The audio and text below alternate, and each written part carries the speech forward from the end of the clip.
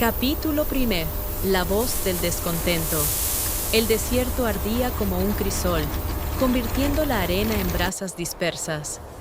El sol, un disco implacable y broncíneo, caía sobre el campamento de Israel, y el aire alrededor temblaba, distorsionándose y creando espejismos, como si anticipara una tormenta formidable que se negaba a estallar. 40 años de exilio se habían convertido en una carga, insoportable para el cuerpo y, lo más aterrador, para el alma. El pueblo, que hacía poco cantaba el cántico de la liberación en la orilla del Mar Rojo, un himno de libertad que había roto cadenas centenarias, ahora murmuraba, como un arroyo de agua oscura y turbia que fluye hacia un abismo de decepción. En sus corazones, templados en el fuego de los hornos egipcios, crecía el agotamiento, un agotamiento profundo y viscoso, como arenas movedizas que consumen a una persona con cada paso. Y junto a él, como una maleza venenosa, se alzaba la queja. Recordaban Egipto, no la tierra del látigo y las lágrimas, sino la tierra de la certidumbre. Allí, a la sombra de las colosales pirámides, siempre había un tazón garantizado de pescado cocido. Siempre cebollas que les hacían llorar, pero les llenaban el estómago, y ajo que les daba fuerzas para el trabajo agotador. La esclavitud les parecía ahora un recuerdo no tan amargo como la sed de libertad que no podía satisfacerlos con pan y agua. Su memoria, siempre selectiva y traicionera, borró el dolor de la servidumbre y dejó solo la ilusión de la abundancia. No veían que el pescado era un cebo y la cebolla, una recompensa por cada gemido arrancado del corazón. Moisés, el líder cuyo rostro brillaba por las conversaciones con el cielo, se encontraba en medio de este campamento, sintiéndose como una roca lenta, pero ineludiblemente erosionada por las olas de la insatisfacción humana. Escuchaba este ruido como el susurro de un demonio tentador, que buscaba minar su paciencia. Su alma estaba pesada, pues no solo cargaba con este pueblo multimillonario y caprichoso, sino también con la duda anidada en sus corazones, como un cubil de serpientes venenosas. Veía cómo su fe, que debería haber sido una armadura, se convertía en un tejido delgado desgarrado por la primera ráfaga de viento. ¿Para qué nos sacaste de la tierra de la abundancia? ¿Solo para morir aquí? Las preguntas sonaban como puñales lanzados a su corazón. No buscaban respuestas. Exigían un milagro, exigían pruebas. Querían que Dios fuera su sirviente, dispensando comida y bebida a su primer gesto. Moisés sentía que la soledad, su compañera constante, lo oprimía aún más. Estaba entre dos fuegos: la ira del Todopoderoso, que veía toda su ingratitud, y la ciega desesperación de personas que no podían ver más allá de su propio estómago. Sus manos temblaban al levantarlas al cielo, y no era el temblor del miedo, sino el temblor de la responsabilidad por los destinos que se le había ordenado guiar. Sabía, la libertad no es solo un regalo, sino la prueba más dura. Y la murmuración del pueblo no era más que la amarga admisión de que el alma de un esclavo, incluso arrebatada al cautiverio, anhela volver a la certeza habitual, aunque cruel. Esta voz de descontento era el grito de un esclavo temeroso de la responsabilidad por su propia vida. Capítulo 2. El maná celestial.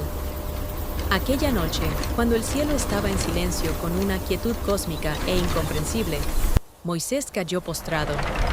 La arena, que durante el día estaba abrasadora, ahora devolvía su frialdad, y este era el frío de la desesperación que penetraba al profeta.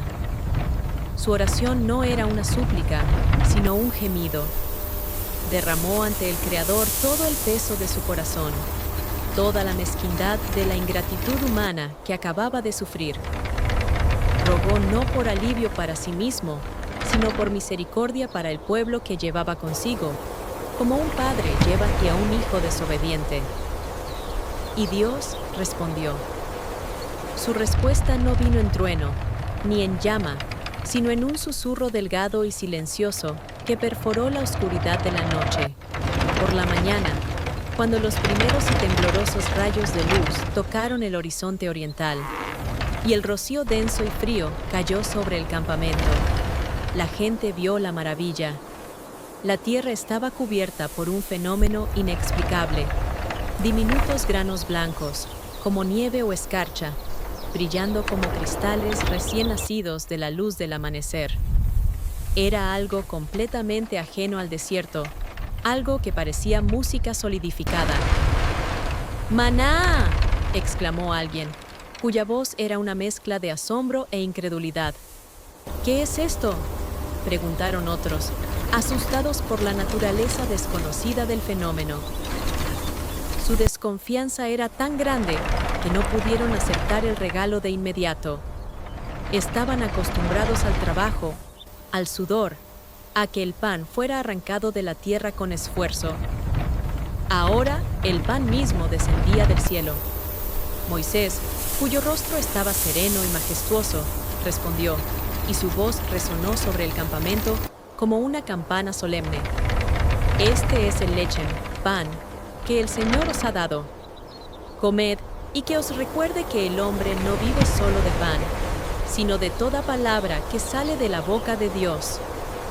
La gente se apresuró a recoger, y todos los que lo probaron sintieron en su lengua un sabor diferente a cualquier fruto terrenal. Era delicado, como la miel, y saciante, como el pan más fino.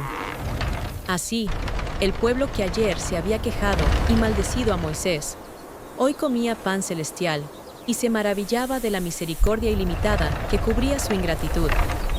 Era un pacto diario e invisible entre el cielo y la tierra. Cada mañana, condicionado por el amanecer y la fe, la maravilla regresaba. Pero inevitablemente, con el tiempo, incluso el maná se volvió rutina. Su naturaleza milagrosa, su origen celestial, se desvanecieron ante los ojos de la gente, convirtiéndose en una ración diaria y monótona. Las quejas, como perros viejos y ahuyentados, regresaron al campamento, porque el corazón humano, si no está abierto a la gracia, no se satisface con ningún milagro. Comenzaron a resentir la uniformidad, anhelaban variedad y carne, querían recuperar su derecho a elegir, incluso si esa elección conducía a la esclavitud. Olvidaron que el maná era un regalo puro que los liberaba de la preocupación por el mañana, dándoles tiempo para el crecimiento espiritual. Cambiaron la libertad de la preocupación por la esclavitud del deseo.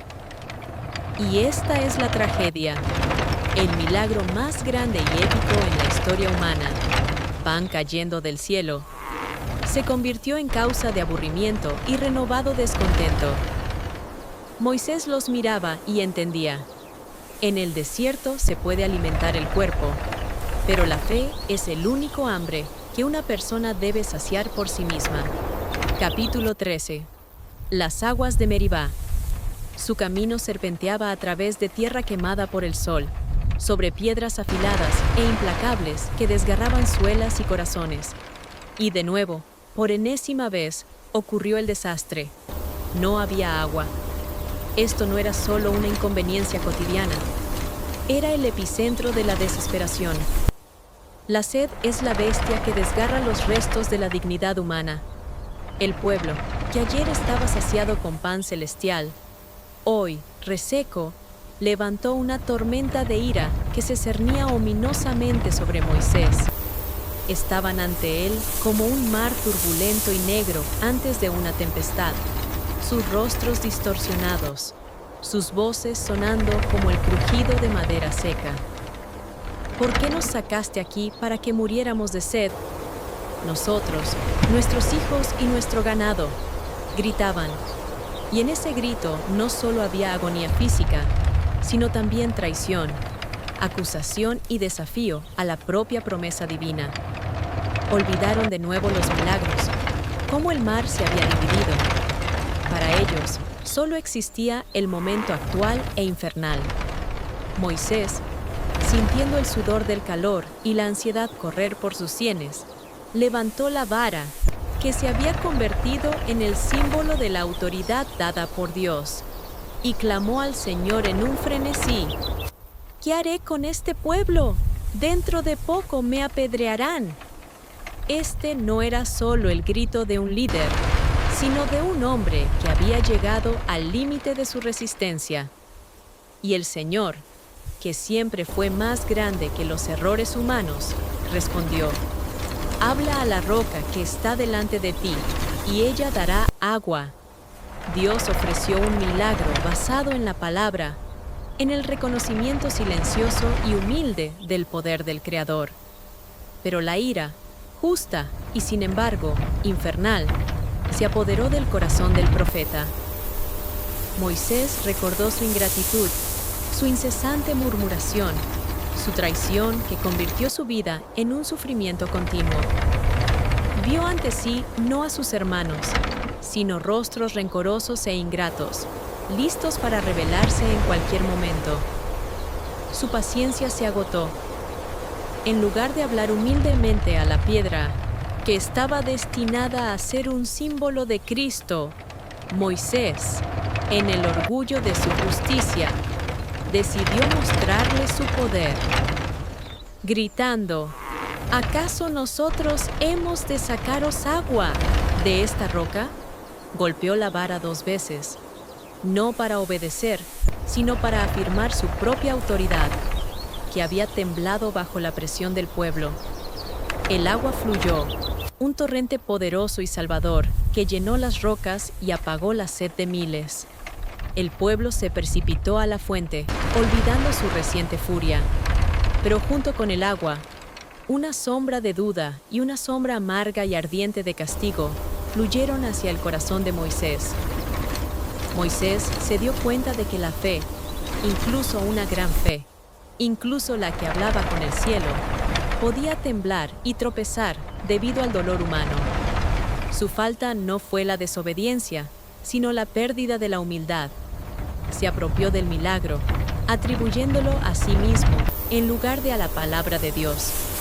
El nombre de ese lugar fue Meribá, contienda, y se convirtió en un monumento no solo a la incredulidad del pueblo, sino también a la tragedia del gran profeta que, en el momento de su mayor prueba, olvidó el silencio que debería haber consagrado su acto. Por esto, a Moisés se le negó la entrada a la tierra prometida. El precio de un segundo de orgullo fue más alto que 40 años de fidelidad. Capítulo 4. La llama de la rebelión. Pero el levantamiento más grande y terrible no provino de la sed o el hambre física, sino del orgullo metafísico, del deseo desenfrenado de poder y reconocimiento. Fue una enfermedad interna que estalló en una llama destinada a consumir el orden espiritual del campamento. El corazón de Coré, un levita, pariente de Moisés y Aarón, se encendió contra el líder. Era un hombre rico e influyente, pero la envidia carcomía su alma. ¿Por qué Moisés y Aarón estaban por encima de todos los demás? ¿Por qué poseían toda la gloria, todo el poder, todo el honor? Coré no podía aceptar que el servicio que consideraba su derecho fuera solo un escalón, no la cumbre. Reunió a hombres, nobles y ancianos, 250 de ellos, los más respetados, los más elocuentes y aquellos que albergaban agravios. Esta era la élite, segura de su fuerza e intelecto. Se levantaron contra Moisés y Aarón, y su voz resonó sobre el campamento como una sentencia de muerte. ¡Basta ya! ¿Acaso solo Moisés es santo? ¿No habla Dios a través de todos nosotros? ¿Por qué os alzáis sobre la asamblea del Señor? Había una falsa verdad en sus palabras. Exigían igualdad, pero no igualdad en los deberes, sino igualdad en el poder. Buscaban no elevar al pueblo, sino derrocar al líder para tomar su lugar. Moisés, al escuchar esto, no discutió ni se justificó. Cayó postrado, no ante el pueblo, no ante su malicia, sino ante Dios. Su postura no era de debilidad, sino un acto de rendición absoluta a la voluntad del Todopoderoso. Su alma clamó: «Yo no elegí esta autoridad, no quería esta carga. Que tú, Señor, muestres quién es tu elegido». Este fue el acto supremo de entrega del juicio. Moisés les lanzó un desafío que se convertiría en su sentencia. Que cada uno de vosotros tome su incensario, lo llene de fuego e incienso, y veremos a quién elige el Señor. El ritual de quemar incienso era un privilegio sagrado de Aarón. Cuando los 250 hombres aparecieron con incensarios ante el tabernáculo, sin saberlo, firmaron su propia sentencia de muerte. Entonces, la gloria del Señor apareció en toda su majestad, y Moisés, sintiendo temblar la tierra, clamó al pueblo para que se apartaran de las tiendas de los rebeldes. «Si estos hombres mueren de muerte común», dijo Moisés, «entonces el Señor no me ha enviado. Pero si el Señor crea algo nuevo». Sus palabras fueron interrumpidas. La tierra, ese testigo silencioso de todas las pasiones humanas, que había escuchado las palabras de orgullo, de repente se abrió. No fue solo un terremoto, fue el desgarro del tejido mismo de la realidad. Un abismo abierto se abrió bajo los pies de Coré, Datán y Abiram. Los tragó a ellos, a sus familias y todas sus posesiones, y el polvo del desierto, como una bestia depredadora, los consumió inmediatamente para siempre. El pueblo vio esto y tembló de terror, como hojas al viento, porque comprendieron: la rebelión contra el líder elegido por el cielo no es solo un acto político, es una rebelión contra el Todopoderoso que desafía los cimientos mismos de la existencia. El fuego que provino del Señor también consumió a los 250 hombres que habían venido con sus incensarios. Fue una lección escrita en fuego y tierra agrietada. Dios no tolera el orgullo que intenta disfrazarse de piedad. El liderazgo es una carga impuesta por el cielo, no un derecho que puede ser arrebatado por la fuerza y la envidia. Capítulo 4. Memoria y misericordia. Pasaron los años, y cada viaje a través del desierto dejó huellas imborrables. No estaban solo en la arena, que se desvanecía perpetuamente, sino en los corazones de aquellos que crecieron. Estas huellas fueron lecciones sobre la maravilla que se convierte en hábito, sobre la misericordia que encuentra ingratitud, sobre la ira que brota de las profundidades de la tierra. Moisés miró al pueblo, que nacía y moría en medio de milagros y transgresiones, y entendió: la fe nace no en el milagro, sino en el arrepentimiento, en la disposición silenciosa e interna a reconocer la propia insignificancia ante la majestad. Observó cómo la generación de esclavos que se quejaba contra él se desvanecía gradualmente, dando paso a una generación nacida en la libertad. Esta nueva generación, que no recordaba Egipto, pero recordaba el abismo de Coré, resultó ser más endurecida y más obediente. Su memoria estaba traspasada de dolor, pero este dolor era su armadura. Vieron caer el maná cada mañana, pero ahora veían en él no solo comida, sino una promesa.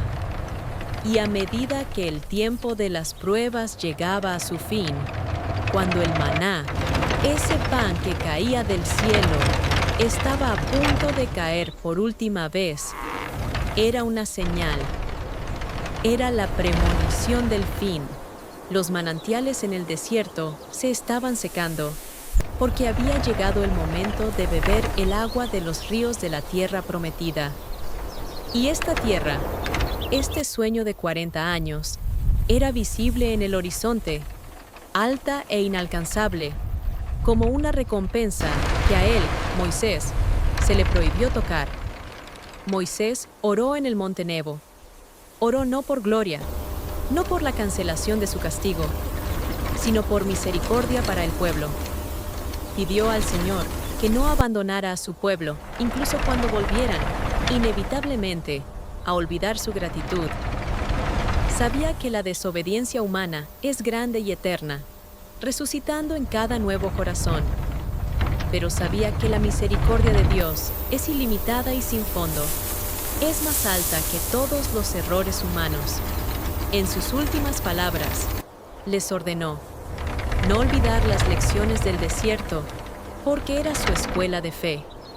Les pidió que recordaran que el milagro más grande no es ni el agua que fluye de la roca ni el pan del cielo, sino la capacidad de su corazón para permanecer abierto y agradecido.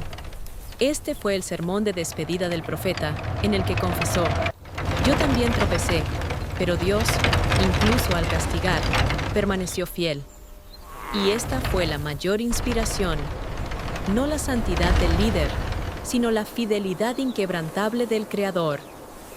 Incluso mientras Moisés contemplaba la tierra prometida que no podía tocar, su acto final fue una oración para que esta misericordia acompañara a su pueblo para siempre. Porque la desobediencia humana es grande, pero la misericordia de Dios es ilimitada.